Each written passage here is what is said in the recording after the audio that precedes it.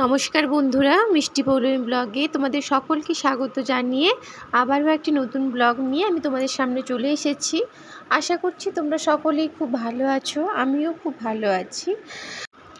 তো আজকে হচ্ছে শুক্রবার আর এখন বাজে ভোর 5:30। তোমাদেরকে তো বাইরে দেখালে আমি কতটা কুয়াশা ছিল। আর আমি এখন উঠে পড়েছি আর সমস্ত বাসি কাজ শুরু করে দিয়েছি। সকালে গোবর জলের ছিটে বাইরে দিয়ে তারপরে দেখো আমি আগে ঘর আর সব ঝাড় দিয়ে নিচ্ছি। আর এখন দেখো আলো জ্বালিয়ে ঝাড়ু দিতে হচ্ছে, কারণ ঘরে একদম আলো ঢুকছে না, অন্ধকার তো, তাই আলো জ্বালিয়ে নিয়ে ভালো করে ঝাড়ু লাগিয়ে দিচ্ছি ঘরে।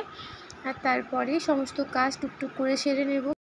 আর মাম্মাম তো প্রায় উঠেই পড়ে, আমি উঠে এলাম মানে ও একটুক্ষণ বাদে একা একা উঠে পড়বে। তোমরা তো জানো, এর আগেও বলেছিলাম যে মাম্মামকে খুব একটা ডেকে তুলতে হয় না, ও উঠেই পড়ে।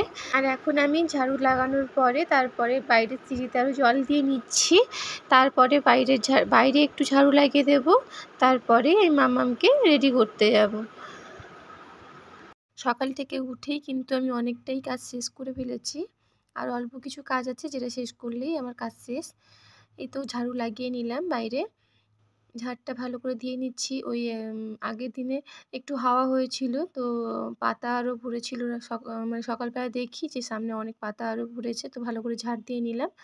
আর তারপরে দেখো এদিকে মামামকে আমি তৈরি করতে চলে এসেছি আর মামামকে তৈরিও করে দিলাম। আর আমার এর আগে কিন্তু বাসন মাজা কমপ্লিট হয়ে গেছে, যেটা আমি আর ভিডিও করিনি। এখন আমি মাম্মামকে তৈরি করে দেবো তাড়াতাড়ি করে, তারপরে মাম্মামকে খেতে দেবো। আর জানো তো, মাম্মাম কিন্তু ঘুম থেকে ওঠার পর থেকে যে ওর মুখ চলে, মানে ও আমার সঙ্গে এত কথা বলে। ওর তো আসলে কথা বলার মতো কাউকে পায় না অতটা।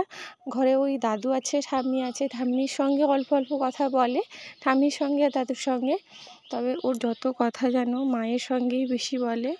আর ও তো আর কারোকে খেলার সঙ্গীও তেমন পায় না। আর পাপাও সকাল থেকে বেরিয়ে যায়, একদম সেই রাতে আসে। অনেক সময় রাতে এলেও পাপার সঙ্গে দেখা হয় না, কারণ সে ঘুমিয়েও যায় অনেক সময়, পাপা আসতে অনেক দেরি হলে। ওই জন্য পাপাকেও তেমন বেশি পায় না, ওই জন্য মামামের সঙ্গেই ওর যত কথা। ও স্কুল থেকে আসার পর থেকে মা এটা হলো, মা ওটা হলো, মা সেটা হলো, সারাক্ষণ যেন আমার সঙ্গেই ও কথা বলে। আর আমিও ওর সঙ্গে কথা সারাদিনই বলতে থাকি, কারণ আমারও এখানে তেমন আশেপাশে কেউ নেই যে একটু বসে গল্প করার মতো। ওই ননদ আছে, তো ননদ তো পড়াশোনায় ব্যস্ত থাকে, ওর সঙ্গে অত বেশি কথা বলা হয়ে ওঠে না। আর তোমাদের সঙ্গে কথা বলতে বলতে দেখো আমি এদিকে মামামকে তৈরি করে নিয়ে মামামকে ছাতু খেতে দিয়েছিলাম। মামামকে দুধ দিয়ে ছাতু দিয়ে, আসলে একটু ভরা পেট থাকে দুধ দিয়ে ছাতুটা খেলে, দুধ দিয়ে ছাতু দিয়ে ওকে খাইয়ে ওকে আমি স্কুলের গাড়িতে তুলে দিয়ে এসেছি। আর এসেই কিন্তু সঙ্গে সঙ্গে আটাটা মাখতে বসে গেছিলাম, কারণ বাবা 8টার মধ্যে রুটি খান, তো আটাটা মেখে আগে রুটিটা করে নেব, তারপরে বাবাকে আগে খেতে দেবো, তারপরে আমি চা খাবো। তার আগে কিন্তু আমি চা খাই না, মানে যত কাজ থাকে সমস্ত কিছু আগে কমপ্লিট করে নিই, তারপর অন্তত বাবাকে আগে খেতে দিয়ে দিই, কারণ বাবার শরীরটা অত ভালো না। তো বাবাকে খেতে দেওয়ার পরেই আমি চা নিয়ে বসি একটু, তখনই একটু বসতে সময় পাই। তারপরে আবার চা খাওয়ার পরে আরও কাজ থাকে, অনেক করতে হয়।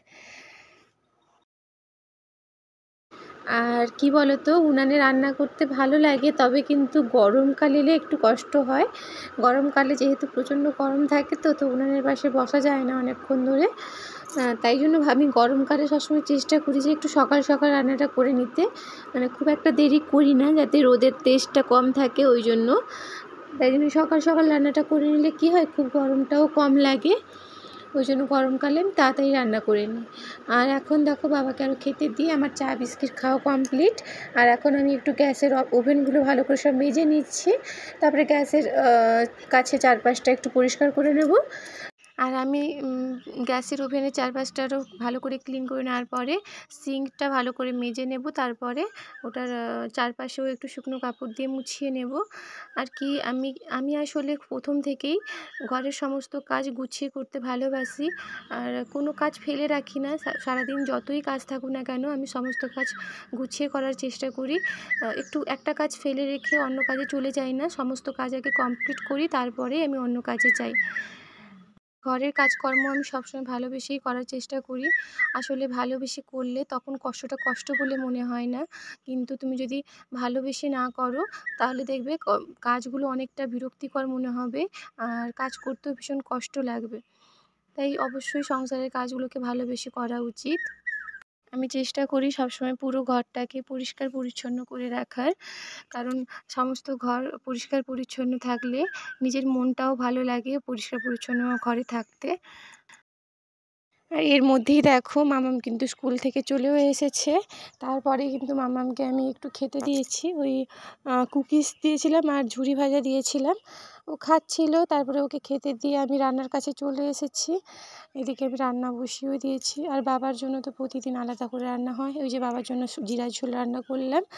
আর তারপরে আমাদের ঘরে সজনে ডাঁটা হয়েছিল, তো সজনে ডাঁটা ভাজা করছি, একটু শুকনো লঙ্কা ফোড়ন দিয়ে ভাজা করছি। নিম পাতা দেওয়া হবে তারপরে। আর আমি নিম পাতা দিয়ে ভাজাটা খাই না, মানে তেতো লাগে খুব। ওই জন্য আমি আমার জন্য ডাঁটাটা আলাদা করে নিয়ে নিচ্ছি, তারপরে মা আর বাবার নিম পাতা দিয়ে ভেজে দেবো। আর এদিকে দেখো আমার ডাঁটা ভাজাটা প্রায় কমপ্লিটও হয়ে গেছে। এখন আমি দেখো নোনা মাছের ঝাল দেওয়াটা এবারে বসিয়ে দেব। তো আমি আগে কড়াইতে তেল দিয়ে একটু ফোড়ন দিয়েছি, 5 ফোড়ন। তার মধ্যে কিন্তু পেঁয়াজটা দিয়ে দিলাম। তারপরে পেঁয়াজের পরে কাঁচা লঙ্কা দিয়ে জিরা দিয়ে তারপরে টমেটো দিয়ে একটুক্ষণ টমেটোটা ভালো করে কষিয়ে নেব। আর টমেটোটা নরম হয়ে গেলে তার মধ্যেই কিন্তু আমি সর্ষে বাটা আর কাঁচা লঙ্কা বাটা এটা দিয়ে দেব। তারপরে আমি জল দিয়ে একটু নোনা মাছটা দিয়ে ফুটিয়ে তারপরেই নামিয়ে নেব। আর নোনা মাছের ঝাল দেওয়া আমার ঘরে সবাই খেতে খুব ভালোবাসে। তো এই নোনা মাছটা আমাদের ঘরে প্রায় সময়ই আসে, কারণ এই নোনা মাছটা আমাদের ঘরে আমিও ভালোবাসি এবং সবাই খুব ভালোবাসে। আর পোনা মাছও আছে, পোনা মাছের জিরার ঝোল বাবার জন্য হয়েছে। তো আমার পোনা মাছটা অতটা ভালো লাগলো না, ওই জন্য আমি বললাম আজকে নোনা মাছটা খাবো। আর দেখো এদিকে কিন্তু আমি একটু সর্ষের তেল উপর থেকে দিয়ে দিলাম। কাঁচা সর্ষের তেল উপর থেকে দিলে আর একটু গন্ধটাও ভালো হয় মাছের ঝাল দেওয়ার। আর হয়ে গেছে নামানো মাছের ঝাল দেওয়া। এরপর দেখো আমি টমেটো বাটি চচ্চড়ি মতো করব।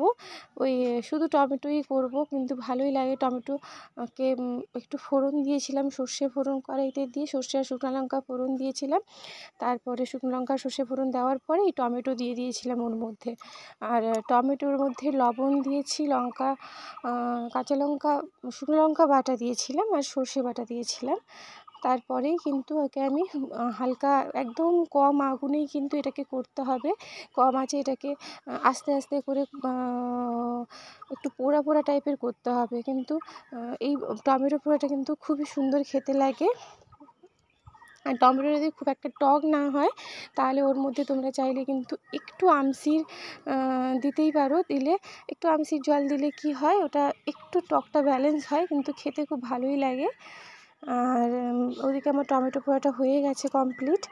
আর এখন দেখো মাম্মামকে রান্না করতে করতে একটু 12টা বেজে গেছিলো, তো মাম্মামকে একটু ঘরে আঙ্গুর ছিল, তো আঙ্গুর ওকে দিয়ে এলাম। ও দেখো ছবি আঁকতে বসছে ঘরে বসে, একা একা ছবি আঁকছিল। তো আমি ওকে বললাম নে কটো আঙ্গুরটা খেয়ে নে। দিয়ে ওকে আঙ্গুরটা দিয়ে আমি আবার চলে এসেছি। আর আমি এসে দেখি যে মা ওই নিমপাতা বাটাটা করছে। তো ভাবলাম ওটাও ভিডিও তুলে রাখি। ওই নিমপাতা মা বেটেছিল আরও জিরা আরও দিয়ে একটু আলু দিয়েছিল বাটার সময়, দিয়ে বেটে তারপরে ওটাকে তেলের মধ্যে দিয়ে ওটাকেও ঠিক পোড়া পোড়া টাইপের করতে হবে। ওটাও কম আঁচে কিন্তু করতে হবে। এগুলো সময় ধরে একটু করতে হয়, না হলে ভালো হয় না। বেশি আঁচ দিয়ে দিলে পুড়ে যায়, কিন্তু খুব টেস্ট হয় না। কিন্তু এগুলো যদি হালকা আঁচে কম আঁচে করা হয় কিন্তু খুব ভালো টেস্ট হয়। আর এদিকে দেখো হয়েও গেছে। আর এখন দেখা হচ্ছে আবার তোমাদের সঙ্গে সন্ধেবেলা। তারপরে আর ভিডিও করা হয়নি। তো এখন মামামের জন্য সুজি করে দিচ্ছিলাম। ও বললো সুজি খাবে, তো ঘি দিয়ে আগে সুজিটাকে ভালো করে আমি ভেজে নিয়েছি। তারপরে ভেজে নেওয়ার পরে জল দিয়ে দিলাম সুজির মধ্যে। তারপরে আমাদের ঘরে গরুর দুধ আসে এখন, তো গরুর দুধটা দিয়ে দিলাম ওর মধ্যে। আর মাম্মাম কিন্তু আগে সুজি যখন খেত তখন ওই নরম জলের মতো একটু পাতলা পাতলা সুজি খেত, কিন্তু এখন আবার ও বায়না করে যে সুজি খাবে, শক্ত একদম মিষ্টির মতো করে পিস করে দিতে হবে ওকে, দিলে ও খাবে। আর প্রতিদিনের মতো তোমাদের কাছে একটাই অনুরোধ করব, যদি ভিডিওটি একটুও ভালো লেগে থাকে কিছু, তাহলে প্লিজ সবাই একটু সাবস্ক্রাইব করে আমার পাশে থেকো। আর যারা অলরেডি সাবস্ক্রাইব করে দিয়েছো তাদেরকে জানাই অনেক অনেক ভালোবাসা আর অনেক অনেক ধন্যবাদ। আর তোমরা আমার পাশে না থাকলে আমি আমার চ্যানেলটিকে এগিয়ে নিয়ে যেতে পারবো না। তো অনুরোধ করবো তোমার সঙ্গে পাশে থেকো, সাবস্ক্রাইব করো, আর পছন্দ হলে লাইক কমেন্ট অবশ্যই করো। আর তোমাদের সাথে কথা বলতে বলতে দেখো আমার সুজি প্রায় কমপ্লিট হয়েও গেছে। আর এর মধ্যে আমি এখন কাজু আর কিশমিশ অ্যাড করে দিলাম। আর চিনিটা আমি খুব অল্প পরিমাণেই অ্যাড করেছি, না হলে আমি তাল মিশ্রিই অ্যাড করি। আজকে তাল মিশ্রি নেই, তাই চিনিটা অ্যাড করলাম। আসলে বাচ্চাদেরকে চিনিটা খুব একটা না দেওয়াই ভালো, ওই জন্য আমি সবসময় চেষ্টা করি চিনিটা অ্যাভয়েড করার। থালার মধ্যে আগে ঘি দিয়ে আমি আগে ব্রাশ করে নিয়েছি, তারপরে সুজিটা ওর মধ্যে নামিয়ে নেব। তারপরে কিন্তু একটু ঠান্ডা হয়ে গেলে ওটাকে পিস করে নিলেই পিস কাটা সুজি হয়ে যাবে। আর মামা ওই সুজিটাই খুব বেশি পছন্দ করে খেতে। আমার কিন্তু সুজি করা কমপ্লিট হয়ে গেছে। তো এবার এটাকে আমি নামিয়ে নিয়ে ঠান্ডা করার পরে পিস করে মামামকে দিয়ে দেবো। তো আজকের ব্লগটা কন্টিনিউ করলাম না, এখনকার মতো টাটা, আবার দেখা হবে নেক্সট ব্লগে তোমাদের সাথে। তোমরা সুস্থ থেকো, ভালো থেকো।